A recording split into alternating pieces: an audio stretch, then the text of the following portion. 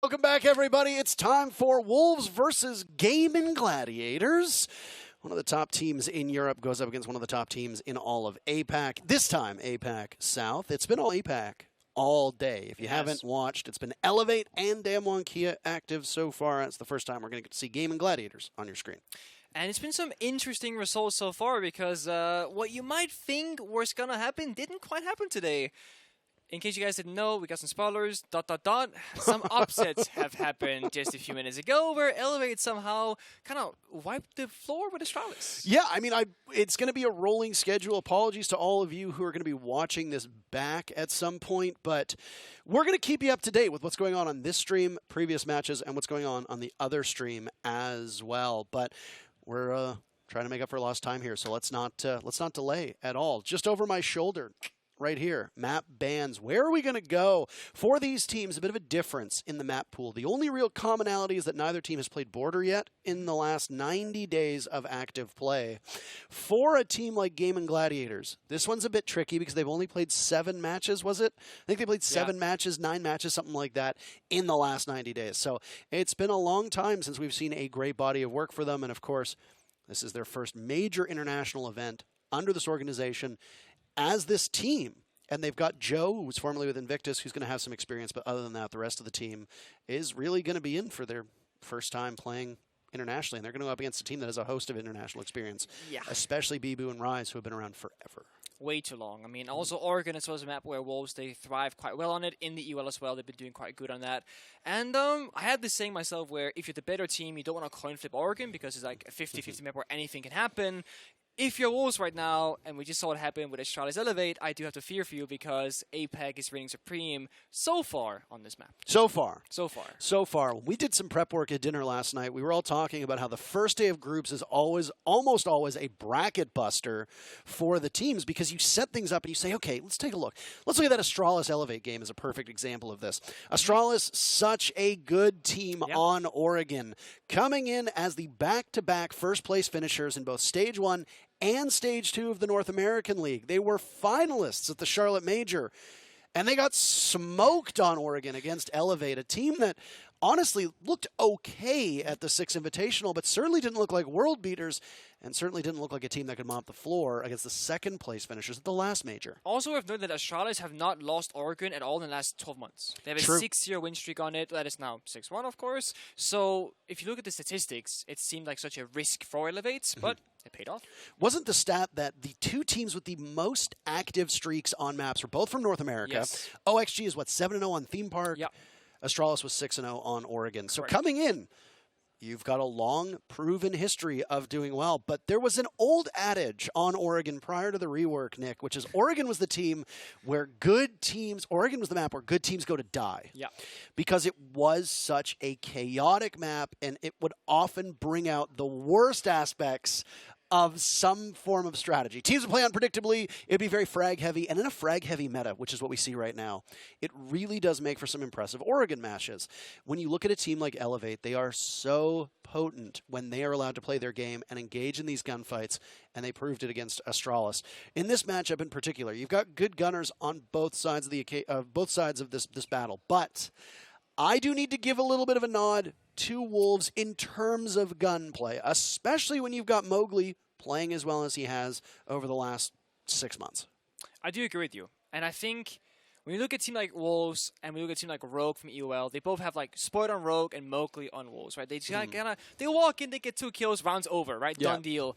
But looking at Gaimin Gladiators, they actually don't have like an outstanding individual player like most teams. They're pretty even as a whole squad. Yes. So you can almost say that they do have that advantage where every single member is valuable. If one person were to fall early, the other 4 members are equally valuable to get that round for them. The highest rating, if I recall correctly, on Gaimin Gladiators is only like a 1.07, which isn't particularly good for your top performer, I think, when compared to Wolves. I think Wolves was at like 1.2 or 1.18 or something like that, which makes a massive difference. And of course, when you look at the rating, you take into consideration things like entry kills. You take into consideration things like clutches, operators that are played, survivability rate, cost being a big one. That's a huge one. Plants, diffuses, etc. So when you look at this rating, you got to kind of wonder what's going on with Gaimin Gladiators. Why are they so even? Because this is a team that finished second in APAC South.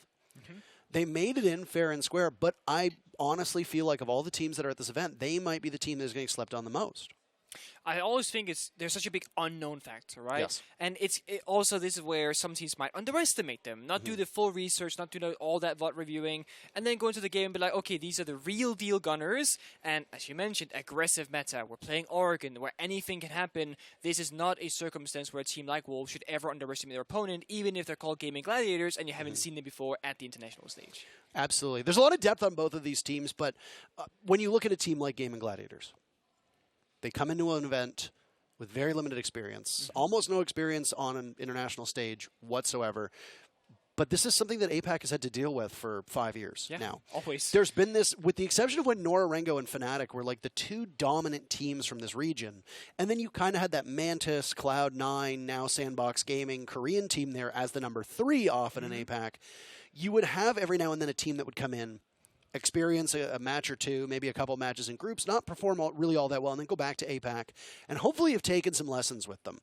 Obviously, Gaimin Gladiators haven't done that, but they play in a region where there are teams like Knights, like Order, like Invictus, Wildcard, that have competed at this top level, and Gaimin Gladiators have played against these teams that have international success, and have ideally learned from it, and not just learned from it, but done well enough that they've now made it here to Berlin to compete.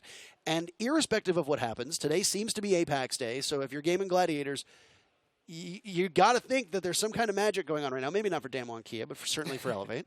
Yeah. For Gaimin Gladiators, you hope that win or lose, you're still taking a lot of really valuable lessons home with you. Yeah. But I don't want to write them off, because we said similar things about Elevate, and then they did quite well at the 6 Invitational. Far better than I think a lot of people expected.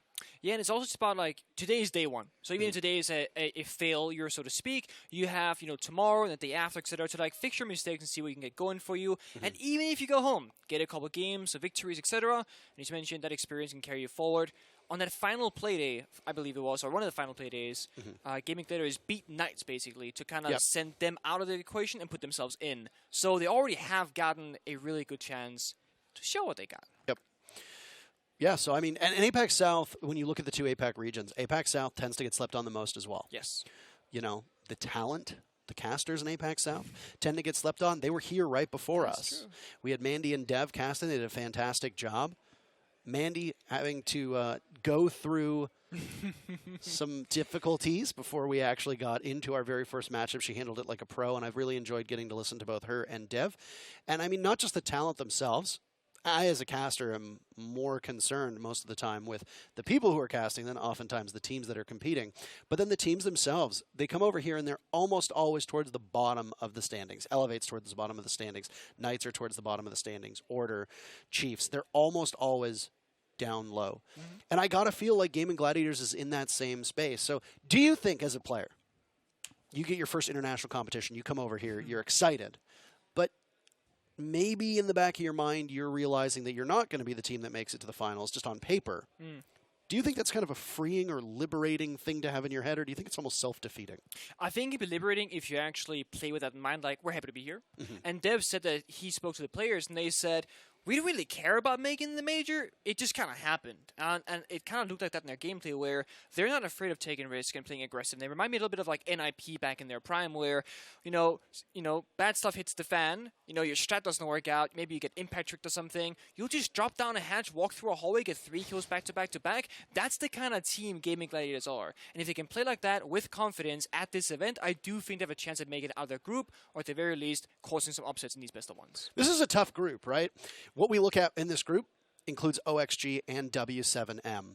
So you've got one of the top teams in North America. You've got the top team in Europe in Wolves. You've got the top team indisputably from Brazil, and one of the top teams, frankly, in the world. Yeah. The Charlotte Major issue that we saw with W7M was particularly heartbreaking, because there was a consensus among a lot of the community and much of the people behind the scenes that W7M was a team that could make a very deep run at Charlotte, and it was one of the scariest teams in the world. Now, obviously, issues with international travel derailed any chances of them winning the major itself and left them in very unfavorable circumstances, having to play from Mexico on land ping and then ultimately not making it out of group stages. But now they're here. A, they're going to be playing with a bitterness. B, there's going to be a big chip on their shoulder. And C, I think most critically, it doesn't look like they've fallen off at all because they were still incredibly good in Latin America and were one of the best Brazilian teams and one of the best LATAM teams in the world. They're going to be playing later on today. So the question might not even be how good does Gaimin Gladiators do. It's how does Oxygen do? Yeah. How do Wolves do? How does W7M do? Because Gaimin Gladiators can scrap out a couple wins, but if they lose a couple close matchups, they're not going to make it out of this competitive group. And I think that's like the statement for the entirety of this tournament is that it's extremely competitive. Same with Charlotte. You go into it thinking, who's going to win? Probably not Dark Zero and Charlotte, right? Well, guess what? Dark Zero won in Charlotte. They did win it. Now we're here in Berlin. Who's going to win Berlin? I have absolutely zero idea. And already now, with Elevate beating Astralis, who's arguably one of the favorites to win, I'm already like, I still don't know. Yeah, one of the things that we did when we talked about prep last night was just try to get a good feel for who we thought would make it out of the groups and who we thought would make a deep run at this major. And frankly, there was a lot of answers. A lot of different teams were thrown out there in the mix, and that was before seeing any of the matchups today. That was before seeing Elevate go up 2-0 in their matches, right? That was before seeing Damwon Kia get absolutely smoked and only win 3 rounds in their 2 matchups. That was before seeing NIP put on the clinic that they did. And Rogue looked very formidable as well. And we're only 4 matches into today out of the 16 that are going to be played. So there's an awful lot more to be seen. You know, we got G2 versus Sonics coming up. I know a lot of people are very excited about that. That's going to be happening on the other stream with Ace and Dez taking you through it. So you've got some great casters, and you got some great teams, and you got some great beef between them as well, because if you've watched any of Super's companion streams, as he does the EU viewing party, you know that he's got some fun things to say about G2 and Planto in particular of all the players. Did you see Shaz's Reddit post as well? I did. Okay, yeah, where Shaz was talking some But take the smack people back. through it. Take the people through So it. essentially, as you mentioned, Super was talking some ill words about G2's performance, and then there was this interview or something, a Reddit post from Shaz, the coach of G2, where he's like, "Oh, I'm excited to play Sonics because I watched their VODs now, and they look pretty damn mid as a team." So the game is on between those 2 people, and of course Alamau, Carl, as we call him here, and Super, they also got their beef because this whole like retirement battle where if G2 beats Sonics and like sent them home arguably, then you know they're basically sending Super into retirement because he has announced that once this LAN finishes, he will be on the bench. Yes. So Super's going to be leaving competitive Rainbow Six as an active competitor. We don't know what his next steps are, whether he's going to stay with the Sonics. He said that he won't stay on as a full-time content creator, but wiggle words, he might stay on as a part-time content creator because he is a journalism major. So he knows he knows a little thing or two about, you know, wiggle words here. But I mean, whether he stays on with the Sonics, whether he moves into a background role, whether he stays quite prominently, I don't expect he's going to be the coach. Goddess seems to have that job nailed down with Joe helping with analysis. But Ali Mao actually tweeted out, "I'm going to retire Super." Which I think is a very ambitious plan to have, given the way that G2 has played over much of this year. But I will say, G2 needed to go on a miracle run to get to this event. There were jokes going around because the theater that we are in is literally steps away from the G2 head office. And it would be like, imagine getting shut out of an event that you could crawl from your office to. That was almost the possibility that G2 faced, but instead, they put on that incredible run. They needed what? They needed like, out of the 16 remaining points or something like that, or out of the 18 remaining points, they needed like 14, and they got them. And they got more than enough. And a big part of that was actually helped by their opponents. Now on your screen, as we are still waiting to get into this matchup, on the left-hand side, you have Wolves. On the right-hand side, you have Gaimin Gladiators. Settled into their booths. We'll have information on what map we're going to be playing on and when we will be getting into the game as quick as it's available to us. Don't worry, we'll update you, I promise. We got the map at least covered. We got Oregon, and it looks like we're just gonna wait for the players to in the lobby, so she take a second as well as of course they're huddling up, cheering and saying 1, 2, 3, wahoo, yuha, whichever, and then we should be going shortly. Some form of ceremonial cheer, I'm sure. Just trying to get into the mood. And that's one of the cool things about being back at LAN is that, you know, we can see it. When you and I cast the North American League, we can see it on our screen. There it is. I don't know if you can hear it or not. I don't know if it's getting picked up on our microphones. We can hear it. I hope it is. Again, I always reference the times where it's like, wow, can you hear that? And then the crowd's not mic'd or the people around us aren't mic'd and you don't actually end up hearing it. It's like we look like a bunch of knobs. But one of the cool things is that when we watch them play in Las Vegas. We're in Los Angeles. We can't physically hear these teams. And for some of the teams, like some that are at this event, OXG, Astralis, Beast Coast who aren't here, they love to talk. They love to talk. Every single time that they win a round, their jaws are jabbering at each other. We don't get to hear that on the broadcast. They're mic'd up. The comms don't come through. But when we're at live events, you do get to hear it. And I honestly feel like the teams sitting within arm's reach of each other, being able to feed off of that energy, being able to fist bump in person and cheer and celebrate and feel their own emotions, it really does help a team settle in, dispense of some of those nerves, and get far more comfortable with the actual matchup. Absolutely. I mean, it's so easy online to be distant from one another, right? Because you just don't talk as much. No one can see your facial expressions, your body language. But when you're in person, if I look to my left and you're looking a little bit sad and you got, your 0-5 on the scoreboard, I'm like, yo, come on, we got this. Fist bump, next round, boom. We're in it, right? Positive energy, etc. That's correct. Same thing whether you're huddling up before the game, after the game, whether you're losing or winning. Make sure that you're in a good mental space because there are more games to come. It's the first game, not the last game. Yeah, and for some of these teams, you have your blocks that you play in, and then you're off, right? So if you look at Gaimin Gladiators, they're going to play right now, and then they're off for like 4 games until they're back in action against W7M many hours from now. So you can't let that mental affect you in the in-between time. For a team like Wolves, who's the other team that's competing in this matchup, they don't have much downtime. Nope. Gaimin Gladiators plays their matchup. They got like 3 hours off. They come back against W7M. They can go, they can get refreshed, they can relax if they want, maybe because it's so hot, maybe take a cold shower. I don't know what they're going to do between these matchups. Wolves don't have that luxury. Nope. Wolves finish this matchup, and they go up against OXG right away. So you have to keep that mental composure there. And the thing that we always refer to is mental fortitude. Yes. If a team does not have mental fortitude, it is very easy for you to get smoked or lose your first game in however fashion. Maybe it's a closely fought battle, maybe you get blown out, and just keep that momentum going in the wrong direction, feeling defeated, and never really logging in for your second matchup. And I honestly think that might have been what happened with Damwon Kia. Damwon getting blown out in their first match against Rogue, giving an even worse performance against Nip in their second matchup. Why? They had literally no time between these matches to really settle in, and now that's it. Damwon Kia have a disappointing first day. That said, the matchup is ready. I promised. I said that when it was ready, we would let you know. Yeah. It's here. We'll let you know. We are ready to go. Wolves versus Gaimin Gladiators, and would you look at that? Oh, would you look at that? We're going to Oregon. We asked the community, how did they do? Who do you think's going to win? Wolves or Gaimin Gladiators? And you said Wolves by a commanding margin, 82% of you. That's pretty lopsided. I mean, I think it's expectable because, again, we do have, a very known team against a lesser-known team. And, of course, it's day one. It's the first game between these two teams here. So we don't know what to expect. So fair game to Wolves, but still some fans there for Gaimin Gladiators showing up in decent form, I would say, so to speak. We'll get into the server right now. Loading on in, all the have funds coming across the board. For those of you that have not been, how do I say this? The most in tune with APAC South. I was trying to say it in a nice way. They've got the players that are going to be playing for Gaimin Gladiators. Their top performer is Ape, whose name looks like ape. So if you're wondering, no, ape is not how you pronounce their name. It's Ape.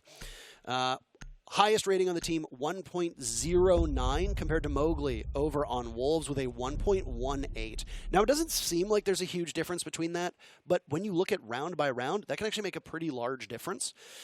In terms of utility players on Wolves, you've got Shinka with 12 plants and Rix with 8. In terms of clutch potential, on Wolves, you've got a number of performers who all have multiple 1vx's. I think 4 players on the team. I think the only person who didn't have multiple 1vx's was Rise. Yeah, he's dead usually first. Because, Rise unfortunately is dead first most of the time.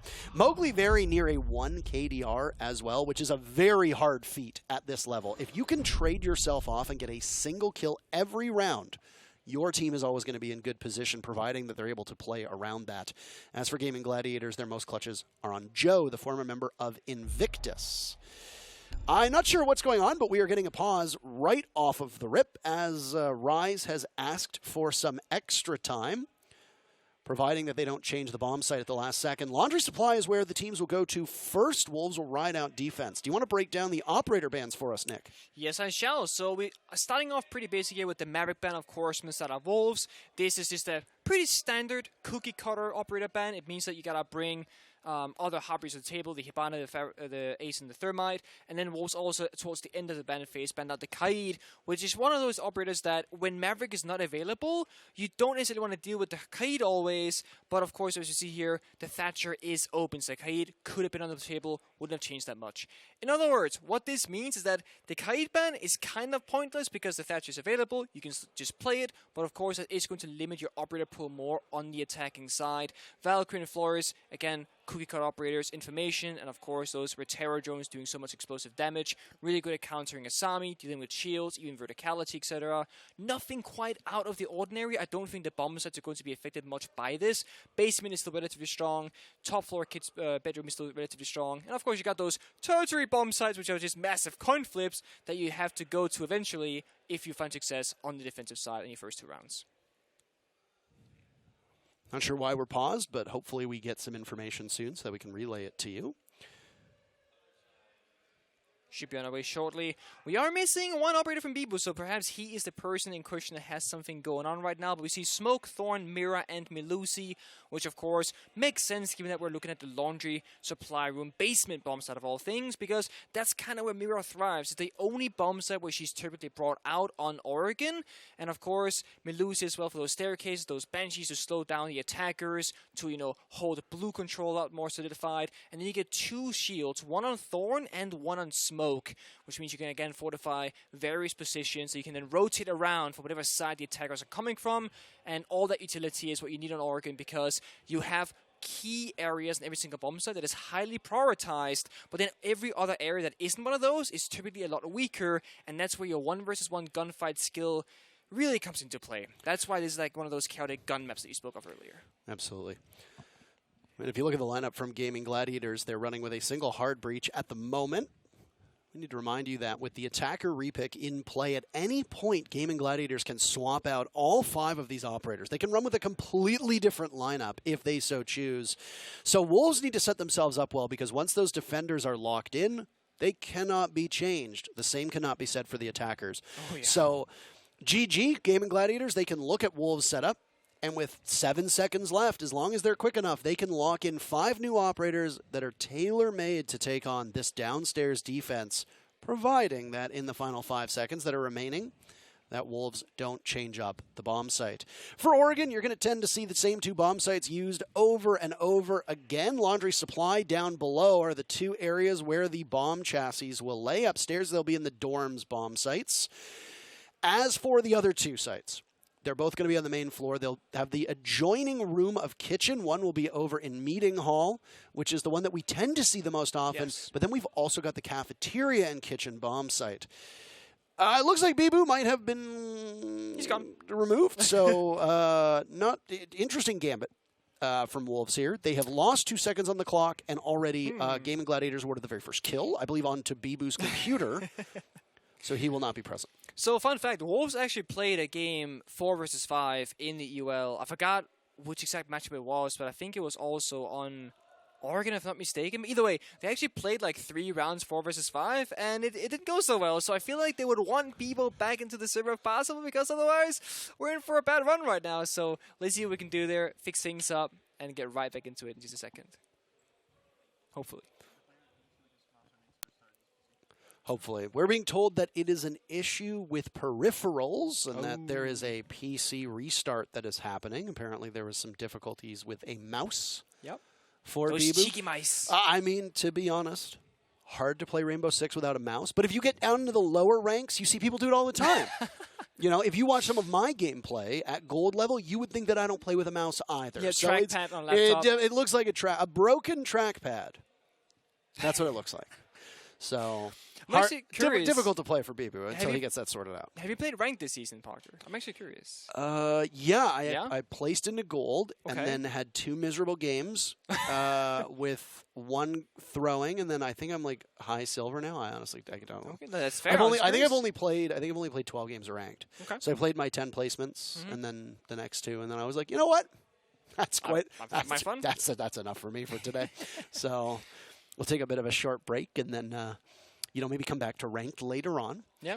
Bibu has some stuff going on over on his PC. He had, I think it was blue hair at one point, but now we're at about... I think it's faded a little bit. It's faded quite a lot. It. They also went for a swim at some point since arriving here. Yes. And I remember we talked to them in the lobby, and he's like, yeah, it's faded. It's not as good as it used to be. And I said, did you go in the water by any chance? Because the chlorine will wreak havoc on it. Not that I've ever had blue hair. See, I feel like you would be the kind of person that would like dye their hair like a crazy color for no reason. But I've never seen it. So have you ever done that, Parker?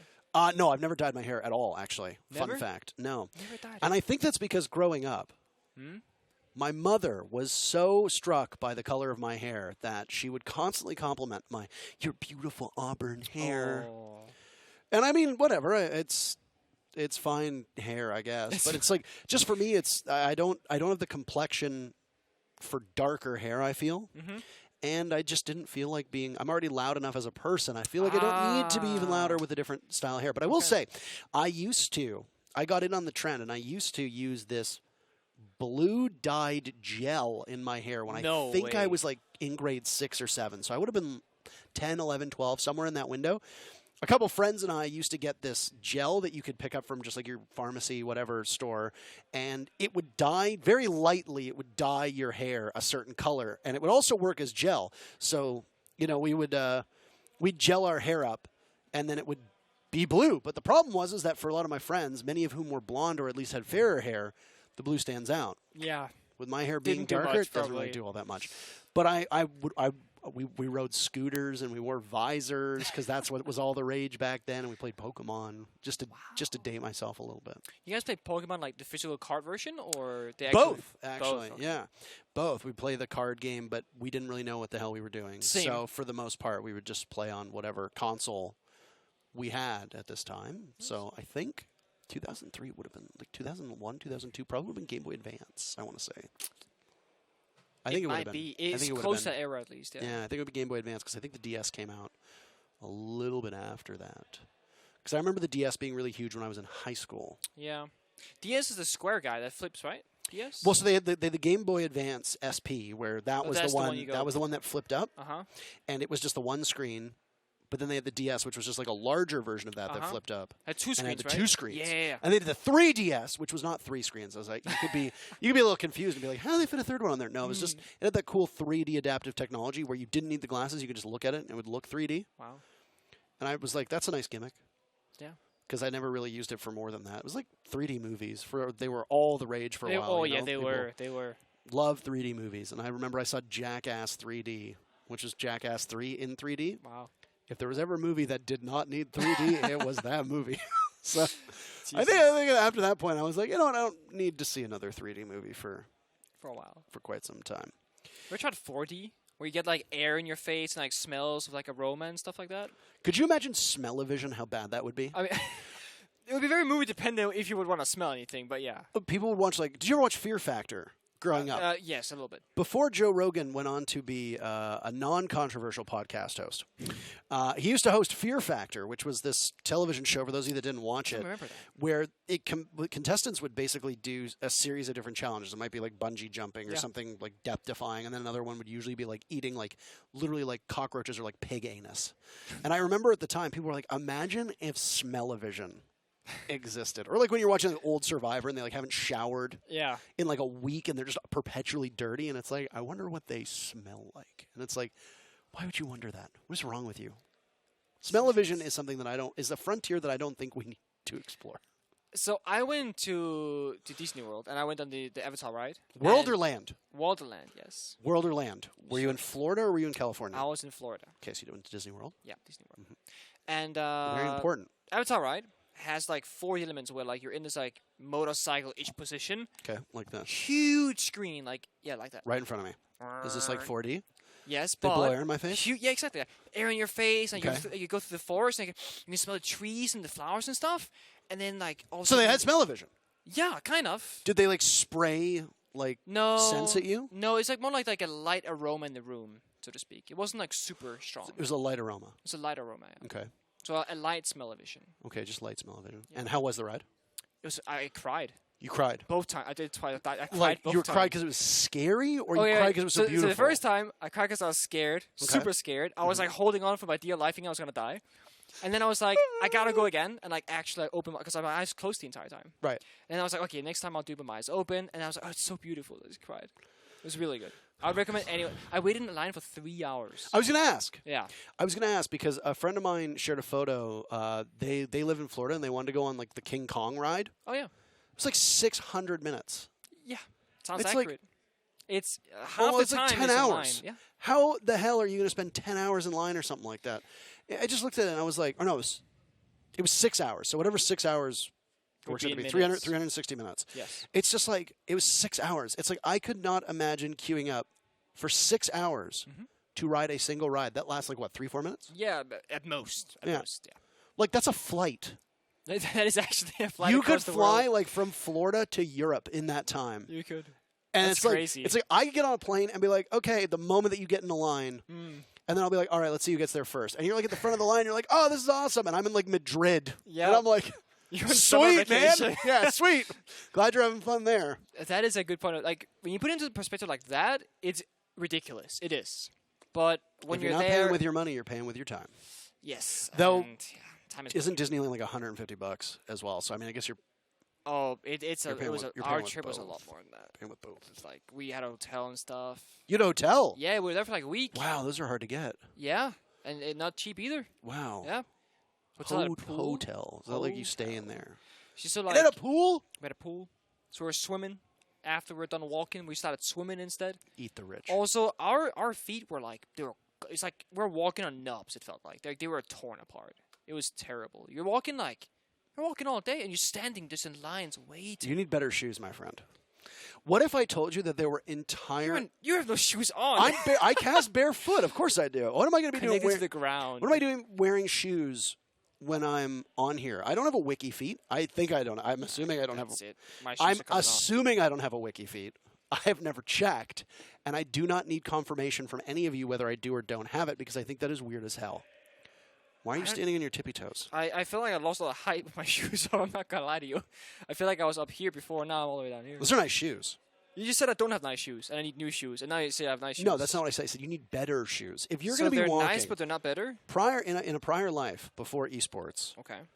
I was a server and a bartender. yes, and you guess were. what you do in that job? You stand a You lot. stand and you walk a lot. There would be days where I'd clock 18,000 steps. And guess what? Your feet are a little bit tired, but you need comfortable shoes. The problem is that if you're going to be going walking for a long period of time, most people are going to think fashion over form. And So you my need to do the Yeezys opposite. weren't the greatest choice for Disney, is what you're saying. Probably not. I would say maybe go with some comfortable walking shoes. Not sure. Anyway. Oh? Hey, guess I what? think- We are done stalling for time. Everything is good to go. We are in the game. They've locked in their defensive operators. We waited a long time for Bibu to lock a zombie. What a shocker that is. Keep in mind, as we said, Gaimin Gladiators can completely change up this lineup. They've already done so to a certain extent. Down goes the flank watch of Zero. In comes the Twitch. And the Hibana gets juggled over to Rix. Not a surprise at all, given that Rix is going to be the one shepherding the diffuser into the bomb site. Again, 8 plants for Rix. Worth noting that Sami's actually a really strong operator in this particular matchup because Flores is banned out by Gaimin Gladiators, and Flores is one of the main counters to people on the assignment because you get 5 keeper barriers, about a min 45 seconds left in the round, so halfway through roughly, and that's like 5 grenades or 5 ass charges, right? But Flores has 4 Terror drones, and sometimes you can get multiple keeper barriers with a single drone because the explosive radius being so large. That being gone, that being said, that means that Asami, high-value operator, Mowgli, under a little bit of pressure here, Sledge opens up that wall, but Hoven not getting too aggressive, waiting for that information, waiting for the drone. P4 actually still reinforcing a hatch until 30 seconds into the round, but now the backup is here. And they're up on this top floor right now. Loading new mag. Wasting an awful lot of time. Down goes Joe. Very first casualty comes in for Wolves on the roam. It's Rise to do just that. Rise had that infamous start to stage 2. Nice shot from Rix. Mowgli decides to go for an ego peek. Over by back tower. Doesn't work out the way that they thought. Gives an easy and free kill to the Hibana. That top floor hold that we saw from Wolves goes unchecked as P4 is up at the top of the tower. Ape no more. Hoven now inside of Attic to try and chase down P4, who will have to head back to the bottom of tower. He's got Rise next for assistance. Gaimin Gladiators trying to make quick work of this entry. Just a minute and 20 seconds into the round, but they've been rebuffed by Wolves so far. This is a tough position to be in if you're Gaimin Gladiators, because you have limited information, limited drones, you don't know where Wolves are. Now you're going to slow down, re-drone everything again as you see now, and with Riggs waiting on that construction wall the entirety of the round, now they know that in fact Wolves, they have dropped off because the hatch meeting was soft, and of course Riggs didn't catch any further members, which means that there is no chance of any roamers staying around. With a minute and 13 seconds to go, however, and Wolves having a man advantage, this puts them in a very much a favored position. The one way they can get back this man so easily is the single grenade from Hoven from Gaimin Gladiators. If that one grenade can find a kill, then you're playing 3 versus 3. But again, you still got the keep barriers, the mirror windows, and the toxic base from Shinka as well. There are so many different pieces of utility that the defending team of Wolves can use against them, so you gotta hit your shots. Tolji next one up. Still on this tower, as we talked about, that fast pace that was set by Gaimin Gladiators, losing them 2 of their very important pieces. Tolji taking damage, a considerable amount, mind you. Toxic canister goes off. Tolji still with a good firepower of the F2 in hands. Can do some serious damage even on limited HP, but has to make quick work of the final 20 seconds. Rise will be the first impediment. Rix is inside of the bomb site with Diffuser, gets a freebie on the P4 and fires away. His position is known now. The rest of the team will have to cover as it'll be a 2v3. Remember, Tolji's so low on HP. Bibu will be the one in line of fire. Swung on as Wolves collapses. They find 3 kills in a row. Each member of the team collecting 1 to their name. And the first round goes to the EU team. You could quite literally see a 3-2-1 countdown there from the set of Wolves, because Rise is in the hole the entire time and could have just swung if he wanted to, but he waited for his teammates, right? Shinka pushed the bomb aside, teammate came through the door, and then you had Rise in the hallway itself. 3, 2, 1. 1 goes hallway, 1 swings the planter, 1 swings the cover. They win all those 3 gunfights. That's the round over. First round goes in favor of Wolves. Basement is now locked in and loaded. That means that Kid's bedroom is next, because there is that secondary bomb that almost every single team tends to go to.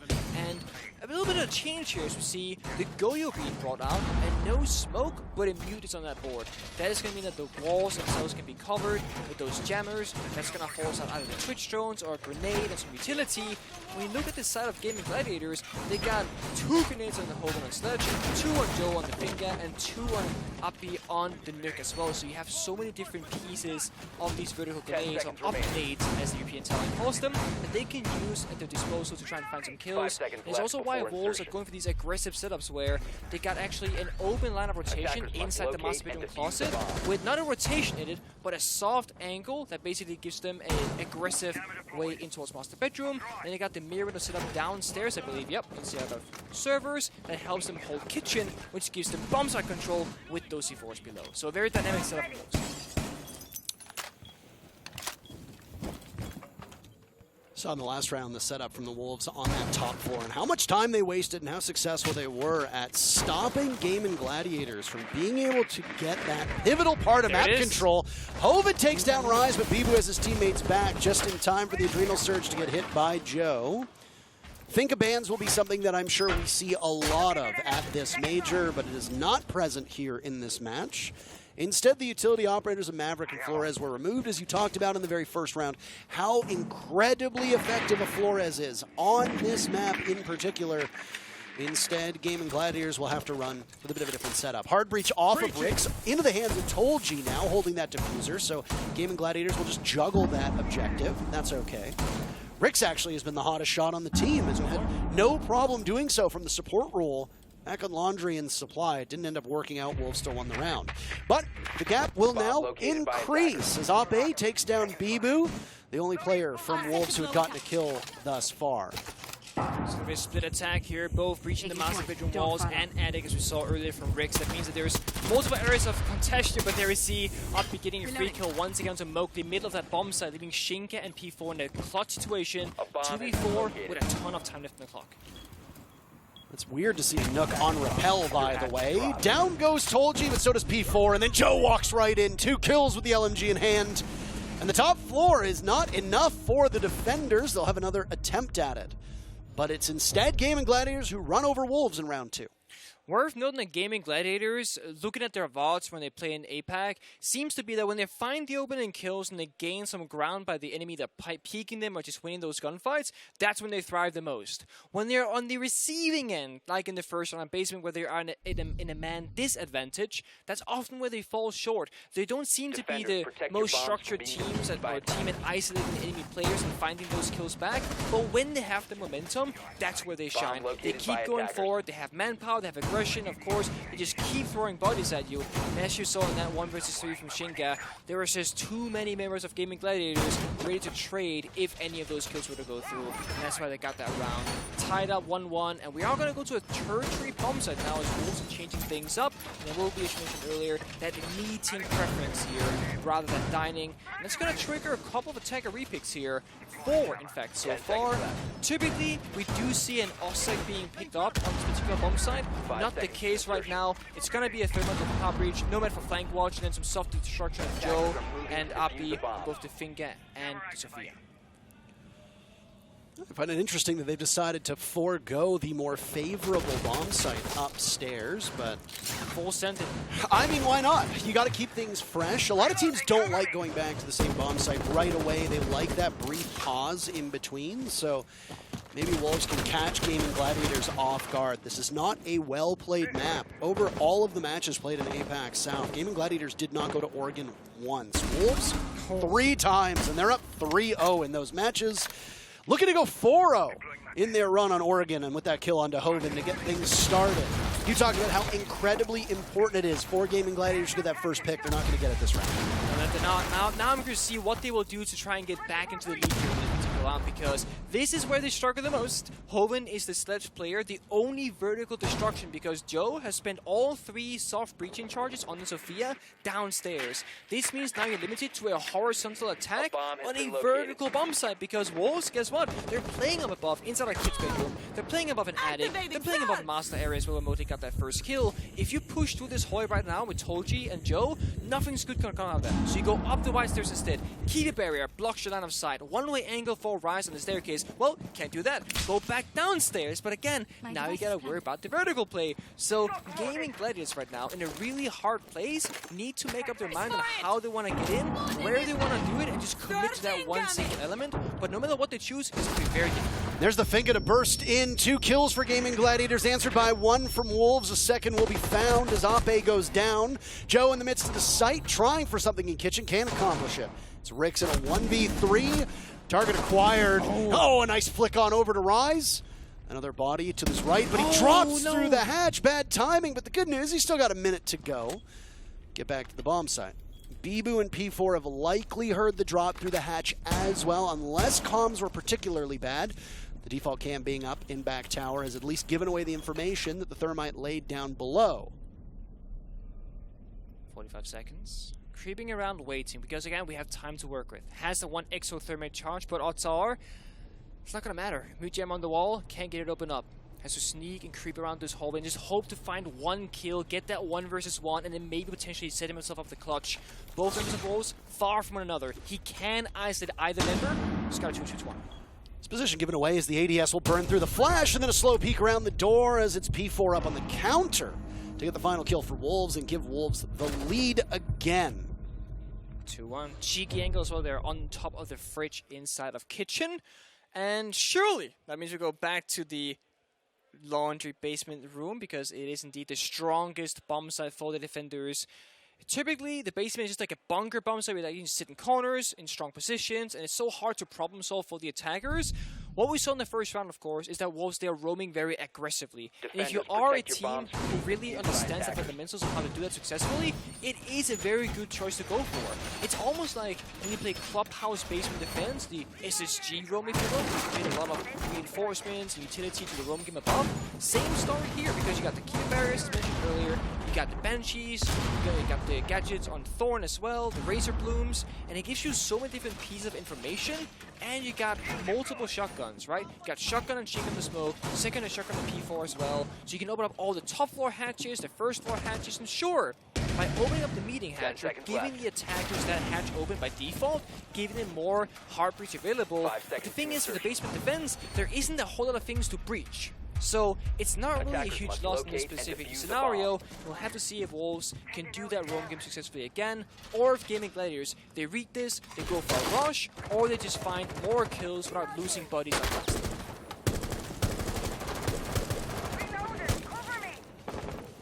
You gotta love the sound of the LMG, don't you, Nick? It doesn't stop. It keeps going. I mean, I will say there's only one LMG in the hands of Gaimin Gladiators so far. They had a Zofia in the previous round to go with the Finka. It's Ape to run the Finka this time around. No typical Finka players will Ape. Yes. Just to let you know. Just like There is a Finka player on every single team. Ape, of course, being the highest rated player on Gaimin Gladiators in APAC South. you didn't see him. Did not.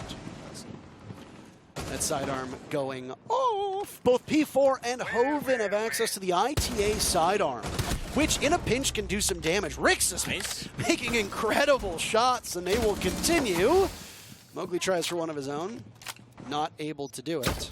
That's actually Mowgli, by the way, in the camera, not Bibu, so I don't... That's not... Nope. Wrong. That's okay. That's okay. They're shapeshifters today.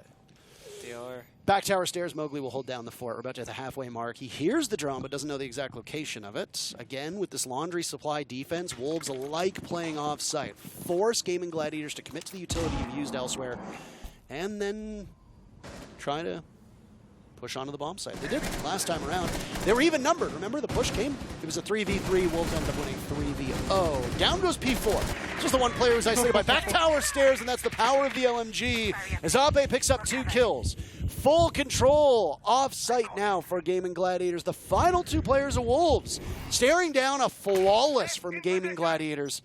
Well, you got a minute left to hope and pray that GG doesn't continue to find you and punish you for it. And it's the Ape special, by the way. Just walks down a staircase somewhere and finds multiple kills here. But now we're slowing down his Gaimin Gladiators. We're not going to throw this lead right now. We're going to join at the bomb site, give ourselves a countdown. 3, 2, 1, drop, flashbang comes out, and then we got to execute together. And more flashbangs to go down. Those Kiba barriers doing some work. Bibu no more. Shinka will need to clutch. Not going to happen. A flawless round from Gaimin Gladiators as they equalize. It is the day of APAC, it seems.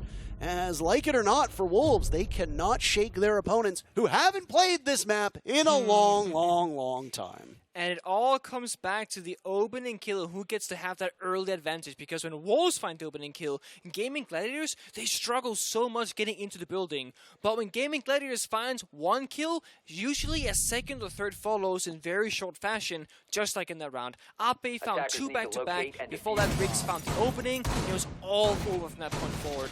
Wolves, they're playing very aggressive with 3 members and then very passive with 2 members. In this particular instance, it might be worth it if Wolves they bring up all 5 members to play that trade game, because you can't hold the bomb site in 2 versus 5. It's just not gonna happen. So you might as well put all 5 members on that sort of roam or that aggressive fashion and see if you can make the round end essentially in the first half of the round rather than the last half. That's just like a meta difference between APAC, LATAM, EU, and North America, where you play the game very differently. And it's very clear to me, at least so far, that Gaimin Gladiators, they win or lose the round in the first minute and 30 seconds. Whereas typically in Europe, where Wolves are from, it's all about the last minute and a half. So a bit of a change of pace, if you will. It'll be curious to see how Wolves they adapt as we go through these couple of rounds, or maybe if Gaimin Gladiators themselves they figure out how to get through that first minute and a half without losing bodies constantly, by perhaps slowing down a little bit. They have changed the operators. Hoven now Nook instead. He was on sledge for a couple of rounds and didn't have the most success being the injured player inside of Master Bedroom. So now instead it's a bit of a more free roll here. We can creep around and try and backstep instead. Keep in mind, the Nook did come out the last time that we saw Gaimin Gladiators attack this upstairs dorm's bomb site. On the rappel. But it wasn't the typical way that we see a Nook go in. You don't see a Nook go in the basement and then try to take back tower. You don't see a Nook go in and maybe trying to flush out somebody playing over by Freezer or playing over by security that you might expect a team to have on the roam. Instead, you had them on rappel outside, which seems like an odd stylistic choice, given the way that Nook as an operator functions, but it worked. It did work. That is absolutely correct. And I know that a lot of people will argue it's not stupid if it works. I would beg to differ, but I'm not a pro player, and I'm not the one competing at this level. Both can openers go off on the back of Attic, opening up a small area on in. But immediately Bibu responds with a Kiba barrier, and then he'll be punched away. There's a Goyo tank there as well to deal with whoever might push on through. Mowgli swats down Tolji, down goes Joe as well. It's a double kill from Mowgli in this position. Ape decides to take matters into his own hands. Up he goes, chips away at Mowgli, but will now have to confront the Kiba barrier. If you hop on over, you will be very exposed. But it's a nice shot from Ape on Nabibu to keep these numbers close with just a little over a minute to go. The 2 kills that Mowgli found are so huge because it's the entire pressure from Master Bedroom side of things that opens up the entire defense of Wolves, because the pressure now is one-dimensional. That's going to force a rotate from Riggs to go into that satellite window. And of course, Nook on Hoven is down below, but he's not really finding anything right now. He's sitting in the corner waiting for Wolves to come to him, but he has to make the first move. Well, he does just that. Gets the gun to P4. That's huge. Where did I say the Nook should have gone? A lot of times creeping through the basement, go over towards Freezer, go over towards security. They don't put Hoven on Repel. Instead, that's Ape who's going to be playing the Repel game. And Ape, 7-2. Again, keeping up with being the top performer on his team. Both will trade out in a 2v2 with 30 seconds to go. Rix and Ape versus Shinka and Mowgli, but look at Mowgli's HP. Not a lot left. Still can frag if you've got even a portion of HP. And Mowgli will get 4 kills for his trouble. Reflexively from the bedroom over towards Attic. Wolves salvage the round, and they regain the lead on this seesaw of a matchup. We did speak about Mowgli and how Wolves sometimes kind of crutch on him where he will just find kills out of nowhere. And I said, normally Mowgli will just walk somewhere and find 2 kills. Well, that last round, he quite literally walked into Master Bedroom with the SMG-11, got 2 kills in a single magazine, both headshots. Boom. Okay, he calms down for a bit. Later on, at the tail end there, finds 2 kills, both headshots again with 1 HP. That is 4 to his in a single round. He has 5 in total. That's a pretty good job well done there, Mowgli. That's going to go back to basement now to see if we can go 4-2 or tie it up 3-3 on both sides. And of course, Oregon, we can talk about numbers in different regions and like defender win rate and attacker preference. I really think for this major, I honestly feel like those kind of stats don't tell the whole story anymore. Because the game right now is such a conflict with different playstyles and preferences and operator bans and whatnot. These rounds can be a flawless for the attackers, or it can be a flawless for the defenders. The first time we saw Basement, Wolves had a very convincing round into. The second round we saw, or second time rather we saw Basement, was a literal flawless round from Gaimin Gladiators. Now we see Basement the third time, and I bet you it's going to be a third outcome, where it's like super close, 1 versus 1, whatever, or something like that. So it really speaks to the level of play at this Berlin Major and how many different ways teams they have to approach this map. For example, Hoven and Amaru might just fly in tier 3 and might just get taken out because guess what? Piece 4 is sitting in this corner. There's no way that's going to work, and it doesn't because Hoven now is in the grave. They didn't drone tier 3, and that's going to cost you advantage for Wolves. Again, they didn't drone tier 3. Again, Nick. This is the second time that we have seen off-site play from Wolves go unchecked, and now Gaimin Gladiators, after losing Hoven, 2-5 on the Amaru pick, which is already a bit of an odd choice for a lot of teams, even though we do tend to see Amaru on Oregon now and then. Yep. What ends up happening?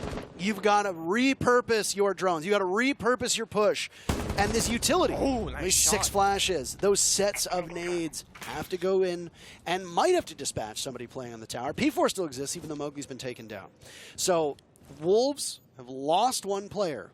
But this Mira is still here. Now Rix is up next. And P4 is just out-dueling them all.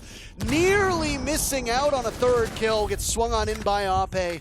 And there's an adrenal surge to give some more staying power to Gaimin Gladiators. All this action happening. 4 deaths with half of the round to go. Attackers have recovered their Mowgli to die solo, of course, isn't the greatest scenario for Wolves, but P4 getting 2 kills in tier 3, that is criminal. That should never really happen, but it is even after all. The one downside here is that Rix, it was the only Heartbreacher on this side of Gaimin Gladiators, which means now, sure, meeting hatches opened up. But Lobby and Freezer, I believe, are reinforced, which means you have very limited accessibility to the bomb side, and Bibu is still roaming. He could go for a flank. You have 6 drones left right now. Of course, Abe is shooting out meeting, so is a different member. That's going to force people to drop down at that 1 minute mark, which honestly is about the same pace as the previous rounds, but different circumstance. No one quite has the lead. It's 3-3. We have 3 grenades left, no flashbangs, so limited ADS clear, but the thing is, there's no ADSs, there's no one on the board. These grenades can roam freely and really do a ton of damage.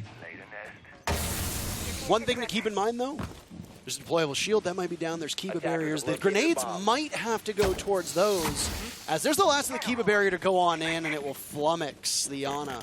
Gemini of Ape, not really all that successful. Final Adrenal Surge comes in.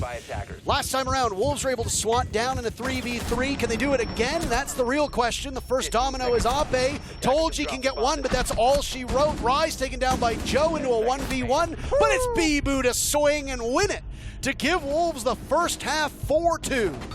4-2. I mean, looking at how this went down round-to-round basis, I think Wolves could be very happy with that outcome in that scenario because they need these rounds and they're so close. And I actually called it, Parker. I said this round would get down to a 1 versus 1 that's super close on time. It was 9 seconds left in a 1 versus 1. So we had a one-sided for defenders, a flawless for attackers, and the third time a 1 versus 1 sub 10 seconds. That is how different 3 different basement defenses can go, and 3 different basement attacks can go. And we're going to see another one because Gaimin Gladiators are going to start the exact same position. Let's see how they will do it because their operator lineup is a lot more passive than Wolves, right? You got the Mute Jammer, which typically goes below to deny Flourish drones or regular drones. In this case, with Flourish being banned, probably going to go upstairs, as we see right now from Ape. It makes more sense. But you got both Mai and Jaeger, which speaks to the bomb side defense, if anything. So we'll see just how aggressive they're going to get. It seems to be a more passive setup, but still with a roaming presence, of course. As one should have. It'll be in stark contrast to Wolves, who had all of those players up above. Holding out over towards tower, holding out on the main floor. You can get away with the turtle setup on Laundry Supply Room. You can have one player over by elbow, which is that portion of blue that we just saw, which is where Joe is reinforcing. See, the shield is there, the ADSs are there. I suspect that there will be somebody playing off of that. You can also keep somebody by Laundry, you can keep somebody by Freezer, you can keep somebody by Pillar, you can keep somebody nestled in the middle of the bomb site. There you go. All 5 of your defenders are very secure down below. But again, it really depends on the style that you want to play. And new additions in terms of operators, Azami being one of them, Sens being the other on attack, can really open things up and change it. Since Azami came into the meta, you see what is being unveiled in front of you, which is a complex setup on the main floor to waste time and to waste explosives. And Mowgli just tosses out a grenade and doesn't expect an ADS to catch it. Over by Freezer stairs. There's a player from Gaimin Gladiators there. They know it. The Gemini sacrificed. Wolves have that premonition and they get confirmation on it. Now you got a problem solve, right? Because you can't just walk in, you gotta make it up your mind. Do we get a drone? Do we get a grenade? Do we get some sort of utility here? So ADS clear from the P4. Nate follows off, falls that member back down the staircase because they read the situation. Told you, falls off. Success. I told you we'll decide to re-engage, and at such close range that shotgun will overpower almost anybody on attack. Wolves not doing their due diligence to drone it out. They've sacrificed 90% or 90 seconds of the round halfway through, and they've lost their Finka, the sharpest of the spears, I guess you could say, in the arsenal of the attackers. And look at this, P4 still struggling at the top of Freezer. Hasn't been able to accomplish all that much, and the clock will continue to tick down against him. Difficult here, Bibu again. Has P4 for a trade here, but Toxic Babes comes out. Gonna slow you down even further. You gotta either sprint through the smoke or wait it out. Sprint it is. Gonna try and take that ground now, but we fall back. We take the man count. We take the time. We've burned so many flashbangs. We're in a great spot right now for Gaimin Gladiators. Tolji has played those Freezer stairs so well, but has gotten a little bit of an assist from poor drone work and poor juggling of utility by Wolves. What can Wolves pull off? Looking to increase the lead that they built up in that first half. Oregon does tend to be more favorable to the defenders, but they can swap when we come to these live events. Just depends on the way that the teams want to play it, and of course you have those differences from region to region. Right now, the focus from Wolves upstairs on that main floor. Open up some of the hatches. P4 has inched his way down Freezer. He's got a long line of sight towards Laundry, but where is the rest of the team to assist him? Diffuser in the hands of Shinka. Wolves all spread out. They'll have to pick their targets carefully. Last of the utility from the smoke coming out now. No more toxic canisters remaining for Tolji. So instead, you have to take matters into your own hands. Nate goes out. It's an out duel from Joe, and another as he immediately takes on Bibu. Bites off more than he can chew, but he's got the rest of the team there as the final kill is technically a down as Joe picks up 3 kills and Gaimin Gladiators win their very first defense. Huge win for Joe right there. Just pretty much single-handedly secured that round for his team. But before that, it was actually Tolji on that freezer stairs. It did so much damage to the opposing side together with Hoven inside of server itself. They burned 2 toxic bibs in defense, sure, but they also burned out 3 flashbangs, 2 grenades, a Gone 6, and they got the kill onto Finger. That is massive value. So once again, these rounds on Oregon, they're quite defined in that first minute and a half on the roam clear, and Wolves, they could not really beat the crossfire. Once they thought they had to beat, well, there was a shock on the staircase, and you can't beat that up close. That means that Gaimin Gladiators, they found success early on, and looks to be a very aggressive setup here. ADS is inside of master bedroom door.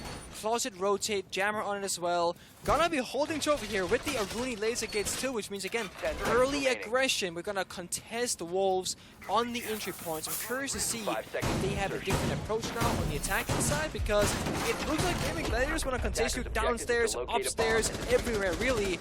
We got 2 members of Wolves spawning on the tower side. It's going to be Rise and Beeble. This is quite nice because you get flashbangs and grenades for addicts. You can move ADS here and then grenade something. And you get the other 3 members likely spawning either on the master bedroom side or of course Junkyard. So a split out attack here from Wolves. 2 on Junkyard, 1 main lobby door, and 2 big tower. This could be a try to take down here that P4 is droning, to do some grenades from below perhaps. Very possible. We'll see what they opt for. But right now it's Rise entering that big tower that we were droning for him, putting down the flank, and then we can start breaching open those walls. First crack at dorms went in favor of the attackers in the first half. That was Gaimin Gladiators who came out ahead against Wolves. Followed up Gaimin Gladiators' second round in a row in round 4, which was flawlessly done on Laundry. But since then, Laundry has been in favor of the defense. What will Dorms do? It's only been played twice, and it's a 50-50 at the moment. One of the issues that Wolves had in the previous round was drone work. They've got some good scouting that's been done, and they figured out the location of Gaimin Gladiators, but that's only half the battle. The other half is actually killing them, and there was some difficulties from Wolves as well. Ape finally taken down after a bit of confusion. Ring around the Rosie, oh my days. The table blocking both lines of sight. Wolves come out on top, but it's not pretty. P4 gets that kill, locks it in, and that's going to mean the downstairs of Kitchen is now sacrificed, or rather given up from the defenders, and Wolves now getting a lot of map control out of nothing here. P4 has 2 in his pocket, can use them to do some vertical destructional damage here, see if Rix can survive or not. 50-50 gambles lost, nades from below. They're going to be tossed out without information, so it's a guessing game at Hoven on this flank. Does Rise hear it? Doesn't seem to be the case. Oh, they have no idea. Oh my goodness, so close to blows. Hoven has the angle right now. Rise will need to play quickly as the nade goes out. Cooked a little bit too less than it needs to be. Joe has his teammates back though. Down goes Mowgli, so the Wolves will lose their very first player. Suddenly, it's a 4v4. It is. Rise staying alive, but Mowgli dying right now. It's a bit of a change from the EOL situation that they're in normally. With 40 seconds to go and these ADSs and Keeper Barriers all being alive, it means that GG has a ton of different safe positions here. P4 on the flank. Only 30 seconds left for them to be able to pull this one off. Not a ton of time to work with, but they've got good firepower in their hands. Can they simply overpower these players of Gaimin Gladiators? That's the real question. Assault will come over towards dorms. Nothing really at White Stairs, nothing really by big windows. So Gaimin Gladiators can turn their sights over towards game. Joe looks for one, cannot get more than that. Shinko with his teammate. He gets one as well. Tolji and Rick still upright, side by side. Diffuser getting planted. Gaimin Gladiators getting picked off.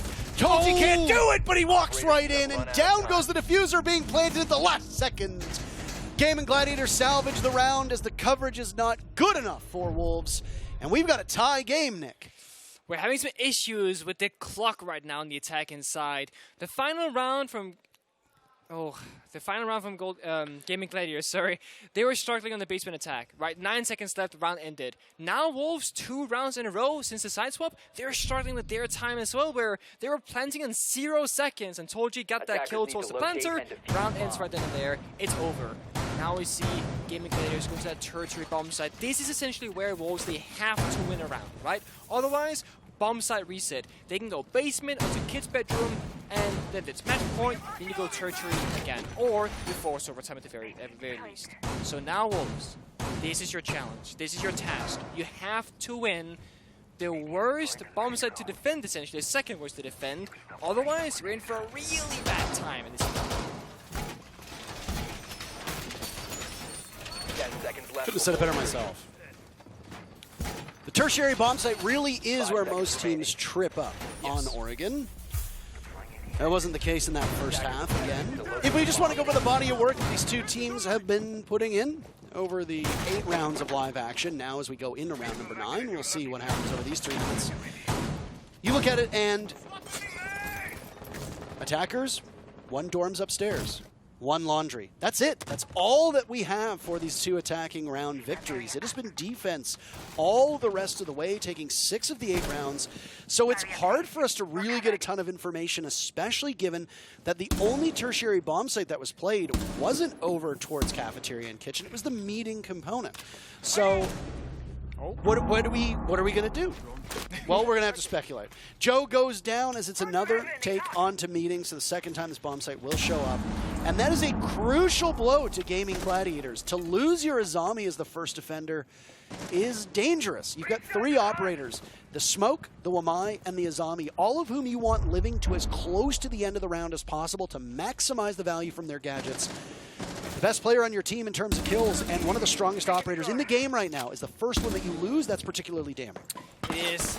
You want Joe alive in these rounds because Joe is just saving grace himself. That grenade from Mowgli is so accurate and so good from down below. That's going to clean out a hole from that big window position, leaving just 1 member now. Oh, it's the one and only, but no, P4, he finds him on the standoff. It's a freebie for him.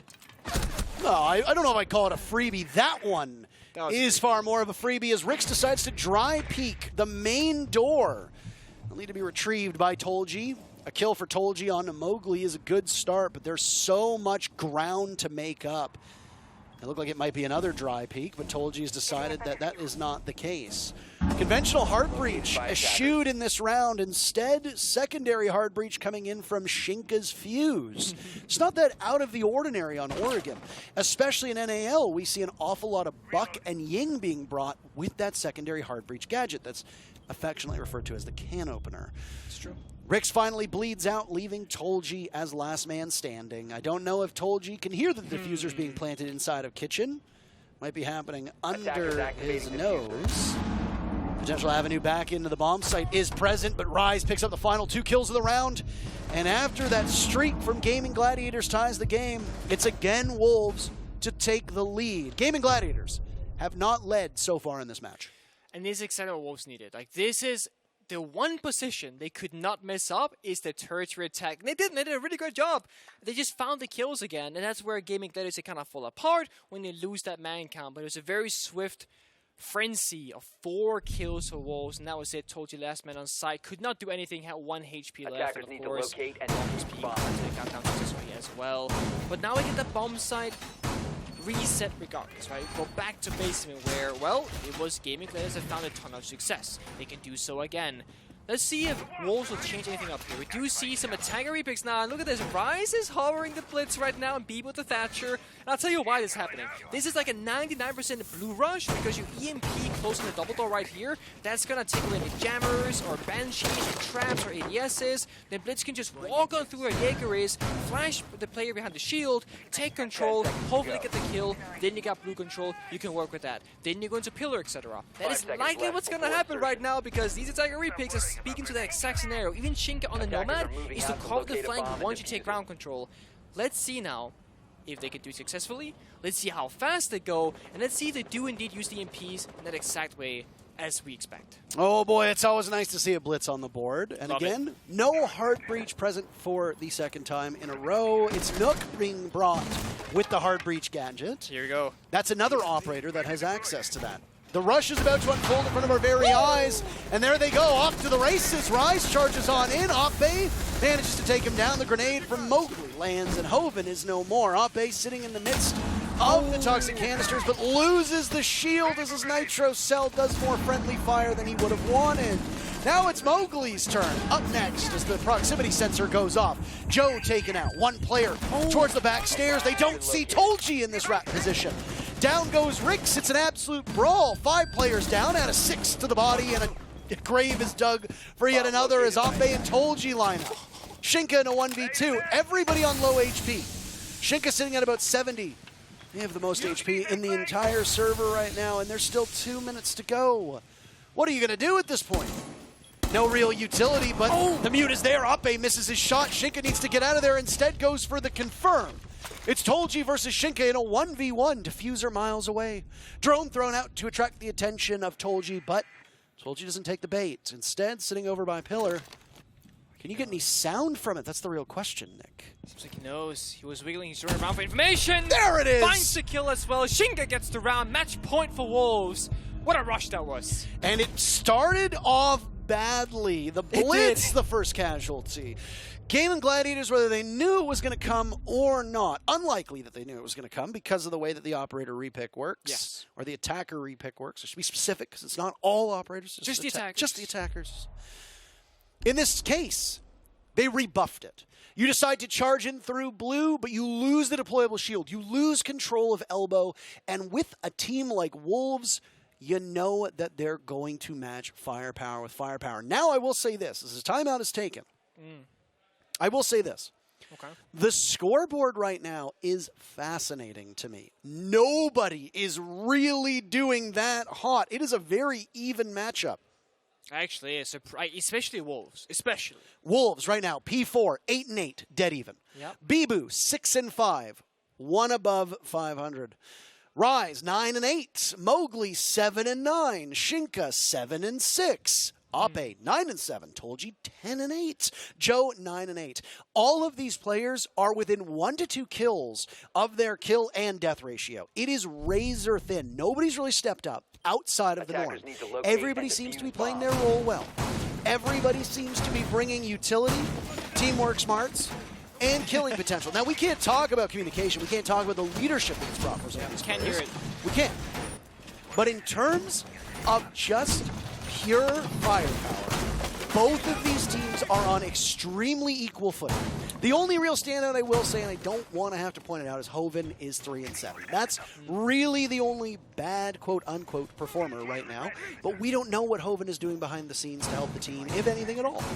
So it is somewhat forgivable.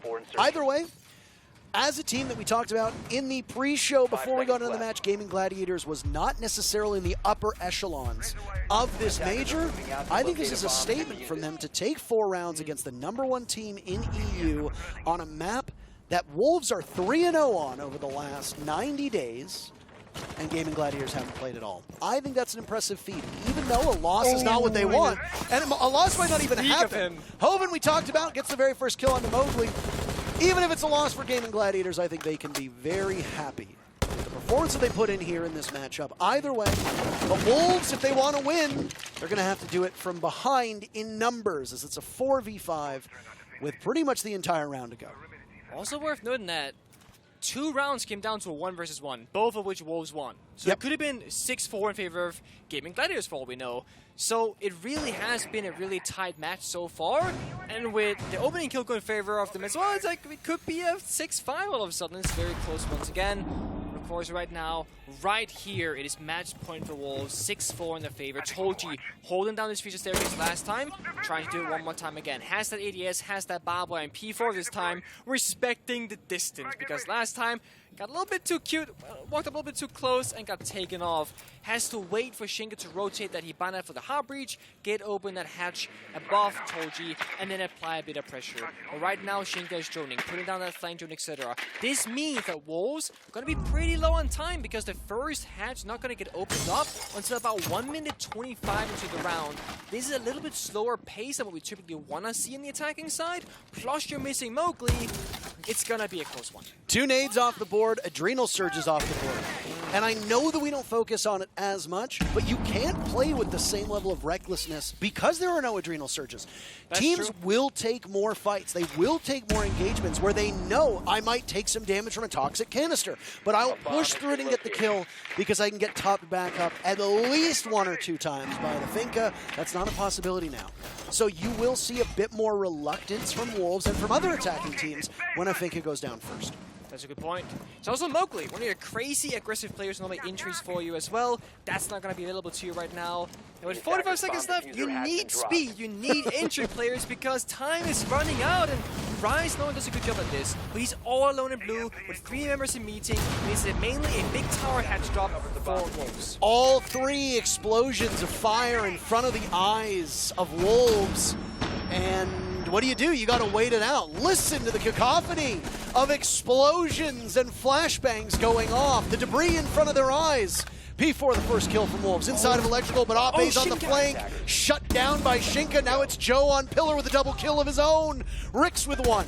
And the last one standing is Bibu, but he's not standing for long. Rix the final 2 kills.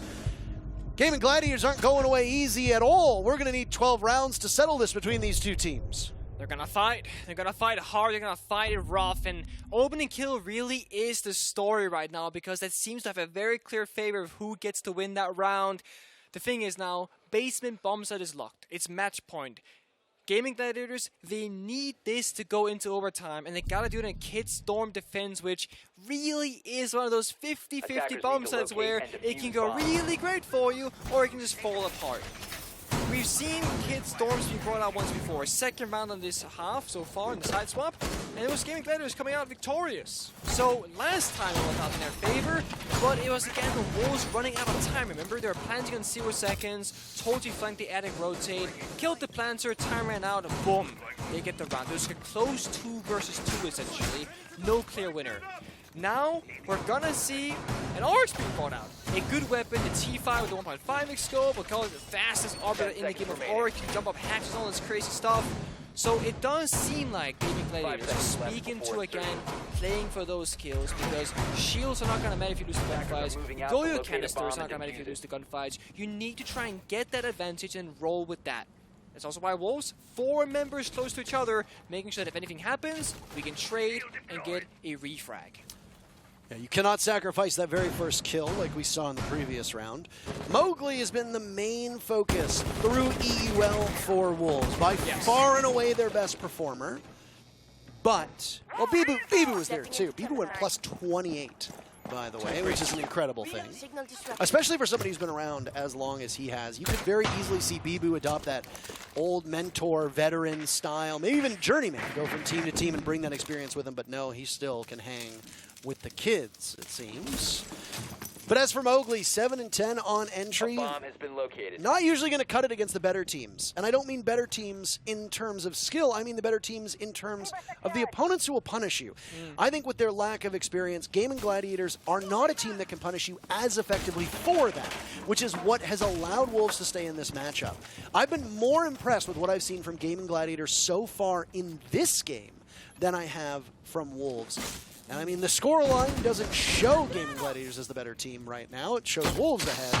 But still, you'd be happy with the takeaways, as I talked about in the previous couple rounds. Halfway point, and they've opened up from closet into games. Kiba barriers being confronted. Down goes Joe, and Mowgli, as we talk about him, this caster's curse again. For the kill, closing in on going even in this matchup. He'll need a couple more if Wolves end up winning this round, lest he end up in the negatives. It's going to be a shootout and a brawl because Gaimin Gladiators ain't got many ways to win this round. 2 toxic babes, no C4, but they have guns and they have to use them. Of course, no smoke grenades on Shinka, has those flashbangs, so they have to walk in now, Wolves, and try and find a plant somewhere. Told you he's down below, but again, as I said, no C4 available. Don't have those operators available to you. Owen has 2 impacts, that's all you got to work with. A minute left, Wolves are slowing down. Droning every corner, every avenue, making sure that nothing bad happens, no flanks happen. Of course, still got some grenades to work with. 2 on Rise, 2 on Bibo, and 1 on Mowgli as well. Instead of being used now, big window open up, applies pressure, and forces Rix into a corner right now. It's a toxic canister to go out. 1 more remains in the pocket of Rix. Hoven under fire. He's gone. Rise tries for a second. Cannot get it. Ape can. 2 big kills on his end. Another could have been found. It's Rix to get in on the fun. Down goes Mowgli, and suddenly it's P4 in a 1v3. The legs of Rix, not good enough. Down he goes, but not secured. P4 has to check his targets. Secure as he's in the midst of the bomb site. In the Viper's pit with the diffuser being sat on by Ape. 3 kills, and we're going to overtime between Wolves and Gaimin Gladiators. Who would have thought, right? Let's go back to what happened earlier. Elevate, basically, spoiler alert, They beat us twice in Oregon. Now we see Wolves take Gaimin Gladiators, another APAC team, that same similar map, and sure, they haven't done it yet. But going to overtime alone is a victory in itself in so many ways for APAC and for Gaimin Gladiators in particular. And I'm going to keep saying, I'm going to keep praising this into existence.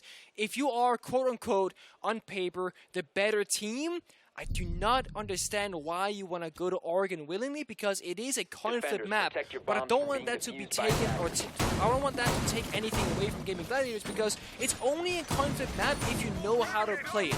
And right now, we're seeing some really good Oregon being played out, the crossfires that are established, setting up that 1 versus 2, the crossfire, etc. Good job so far, and now you gotta win 2 of the next 3 rounds.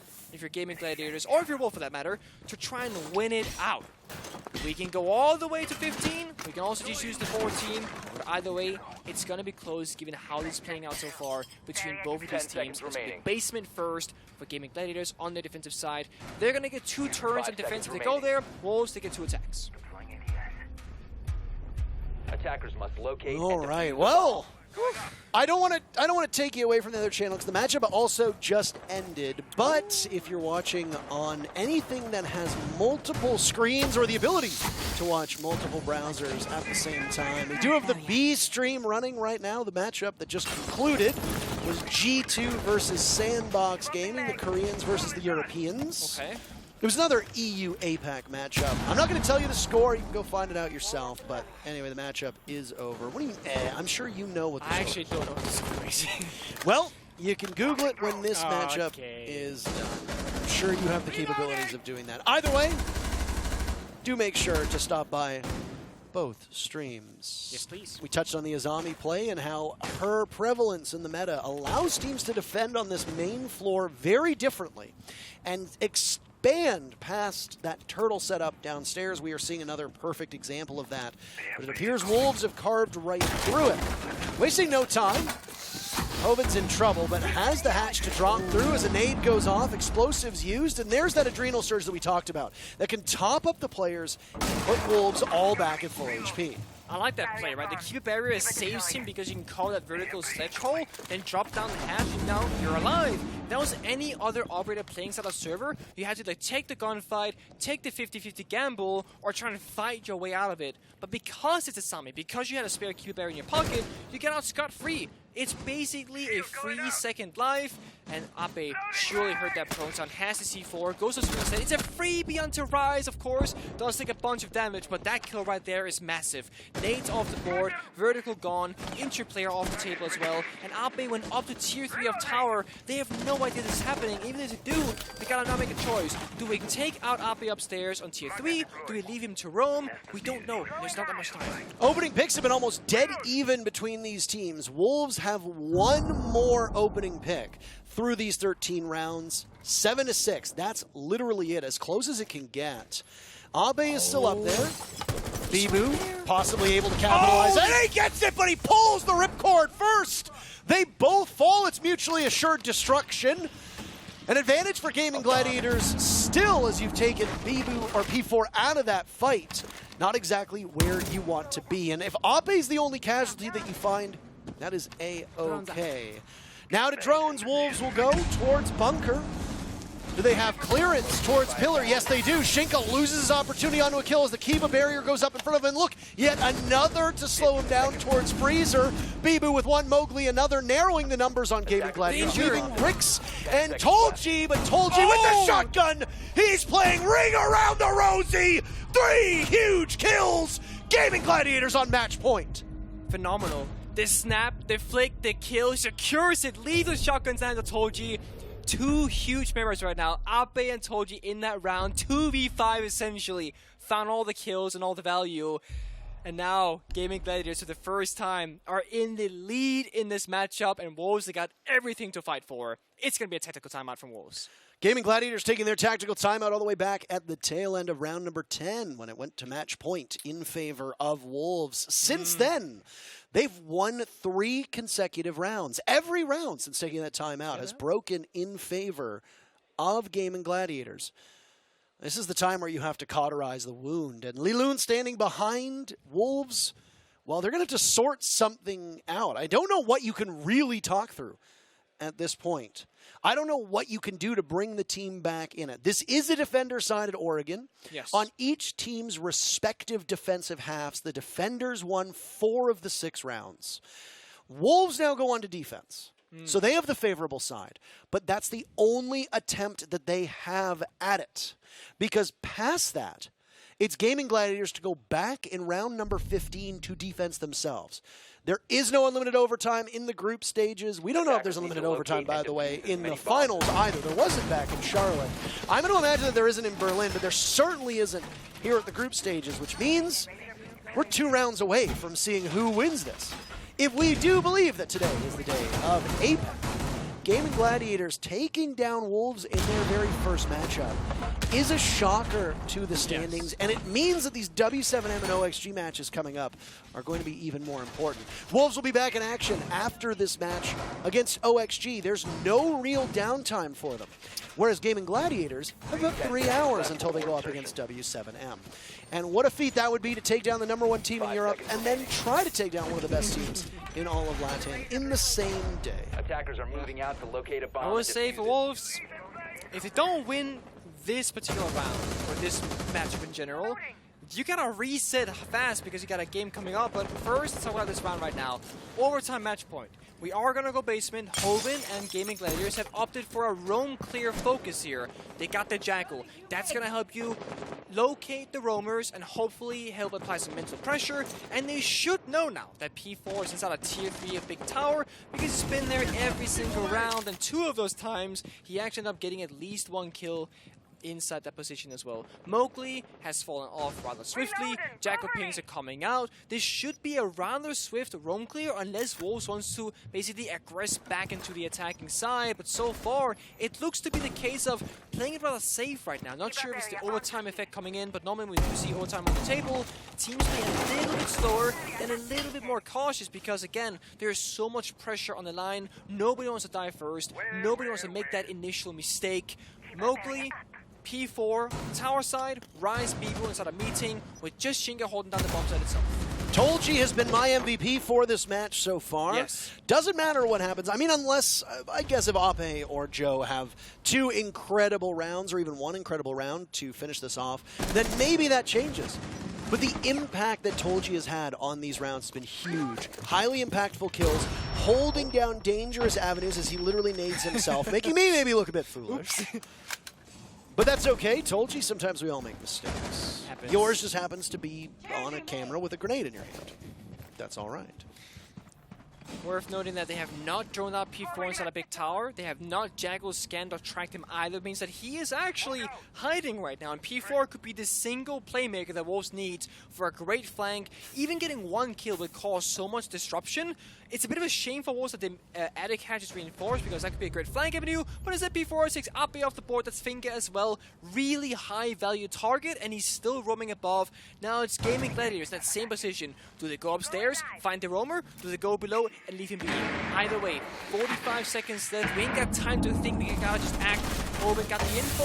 Knows the member stuck in the corner, but Motik is assisted to Shinka with those toxic babes. I'm not really seeing any huge differences here, by the way, after this timeout was taken for Wolves. So maybe it was just to try to settle down their nerves. I'm not entirely certain. Either way, Wolves ready to deal with the destruction and dismay that Gaimin Gladiators will drop on their heads. Mowgli will try to flank. Down goes P4, but Tolji finished off by Mowgli. The teammates are there. Rix is in. A commanding advantage from Wolves will continue to get better as Rix will find 1. 3 more to go, but the time will be his biggest impediment. At this point, if you fall off the diffuser, it's over. But Rix is safe for now, and he'll get off of it with Rise there, but there's just too many players from Wolves. 3 circling in. The Vultures had their prey in mind. And they get it. Wolves push us to the final round between these 2 teams. 7-7 is not what I would have predicted at any point before today. But going forward, I'm gonna weigh my options with more respect towards APAC in general, but also Gaimin Gladiators in particular, because they are looking for middle in these rounds. I will say Wolves, when they're finding themselves in a 1v2 or 1v3, it is beautiful to watch the clear 3-2-1 countdown that they apply, because every single time, they're all pushing together. 2 people push Attackers Laundry need to side, locate people and flying defuse from as the many rotate bombs behind Laundry. There was a guaranteed kill happening from one of those 3 members onto Riggs, securing that round for Wolves. It is well done. Final round is right here, right now. Kid Storm defense, same fashion as last time. Ape on the Oryx, on that aggressive gun. Last time, he got 3 kills instead of Attic, despite being in a 4 versus 5 situation from losing member early on. That gave Gaimin Gladiators the round that they needed to bring it all the way to overtime.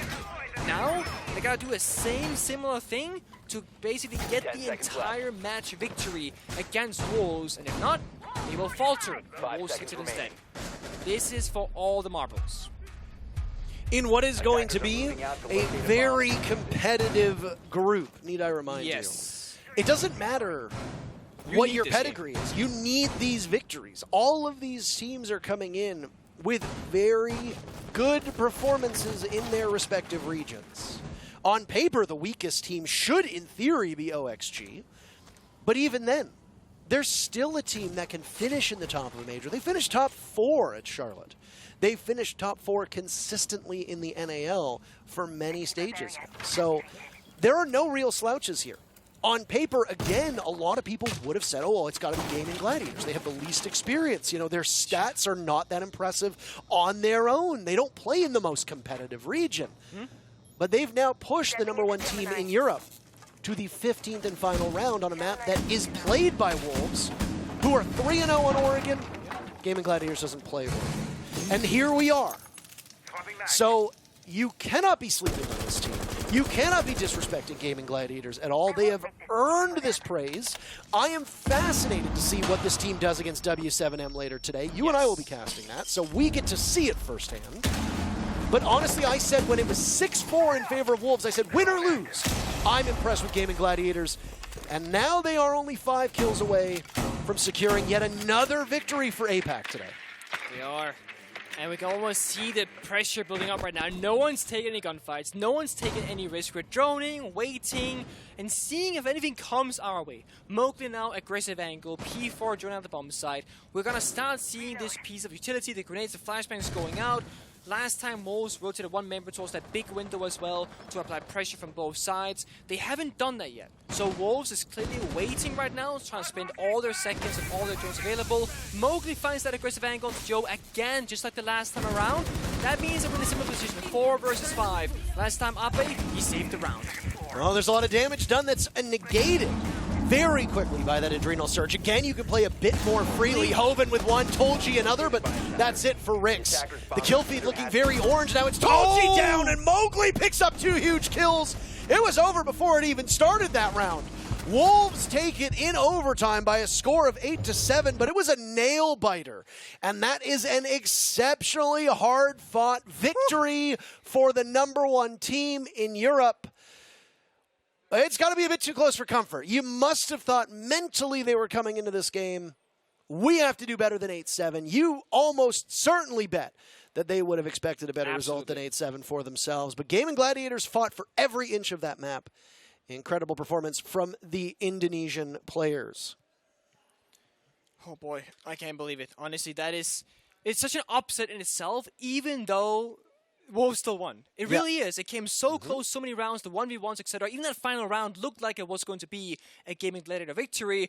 Well, then P4 and Mowgli just kind of happened and got 4 kills in 2 seconds. Yeah, it was, like I said, it was over before it started. The first kill came in, and then roughly 10 seconds later, the round was done, and that's the kind of thing that you see on a map like Oregon. There are a lot of brawls between these teams, and sometimes the better teams on Oregon don't win, to be completely honest.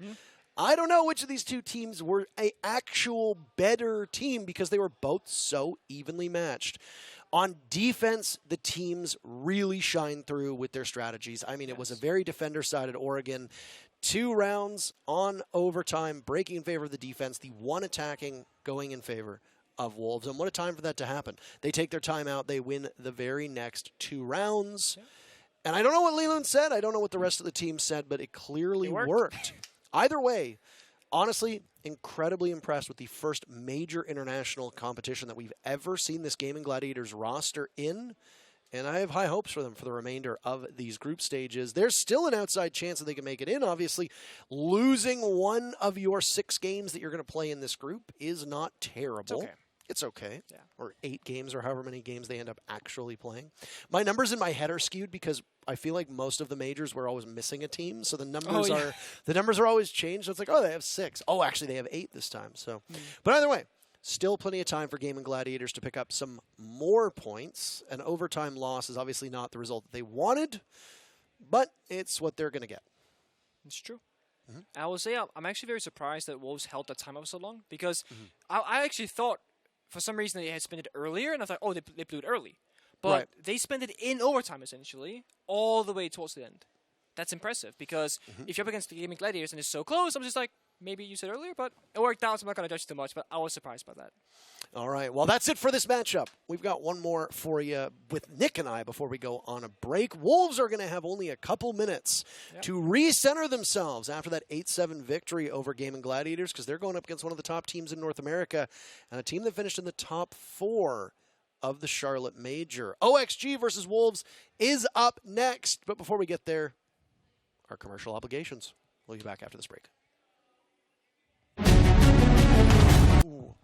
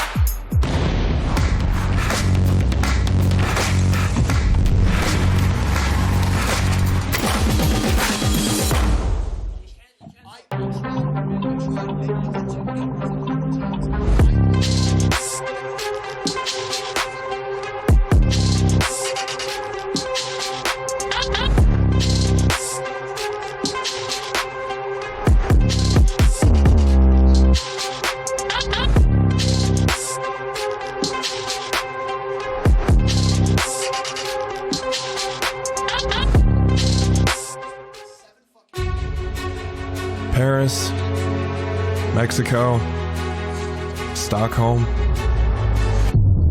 I have so many memories. I had a front row seat to see Goga qualify G2 Esports for the final after an unbelievable performance. On the best team in the world. I was there in Tokoname, where Nello won a legendary round all by himself. In the midst of a crossfire, gets one on a Diesel and a second one on Amaranth. Are you kidding me? The 1v4. I was standing in that madding crowd at Montreal, stunned by the triumph of Space Station Gaming. But it's home once again. I was thrilled when Ninjas in Pajamas got its revenge in Paris. Not bad. To Alamau in a 1v3 here. He makes the swing, he finds the headshot, and not just one. I witnessed LMAO's demonstration in Mexico when he led Team 1 to a consecration against all odds. I was fortunate to see Damwon Kia making history in front of me in Yavle. First Korean team who are progressing to the semi-finals! But did I tell you I even saw as a nobody TSM FTX became the new world champions in Stockholm? They have a rematch. This is it. This is my major story. And as an official hardware partner of Rainbow Six Esports, I feel blessed to witness them for such a long time.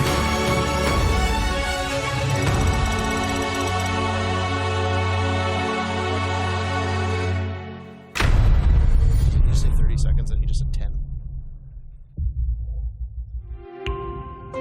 So fast.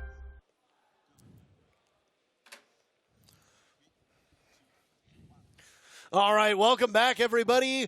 It's the post show for the match that just happened between Wolves and Gaimin Gladiators. And yes, your eyes don't deceive you. It was a tight-fought match between them. 8-7 in favor of the #1 team in Europe. Gaimin Gladiators putting on one hell of a performance for their international debut. Yeah, that they did. I mean, it was very impressive what they did, not just in the first round, the last round, but all the way throughout. And as you see in the middle of the screen right now, it really wasn't a one-sided matter at any given moment. The most anyone won was 3 rounds in a row. It was actually Gaimin Gladiators themselves that got those 3 rounds, so very well done by them. It was after a timeout as well, which I think is the most impressive bit of it. When APAC teams come in, the conversation is always filled with doubt because as a region, they are the only region that has not won an international event so far. But you have a new team that comes in with one player with experience. That's about it. And they have to guide the team forward. And they put on this, a 7-8 loss. But still a really impressive showing. Tolji, to me, was the MVP of that matchup. Very high impact kills, especially on that smoke on defense. Running those SAS operators. Shutting down very crucial avenues that Wolves struggled to take hold of. And with Tolji's clutches on the board, multiple clutches for the record, it won very crucial rounds.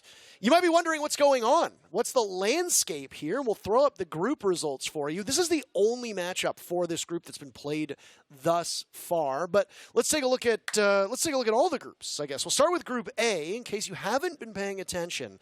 NIP winning their very first matchup over Damwon Kia, and Rogue doing the same. I'm talking a lot about APAC today. Yeah, there we are. Gaimin Gladiators put in a good performance. Damwon Kia not really showing up. As you can see, only 3 rounds.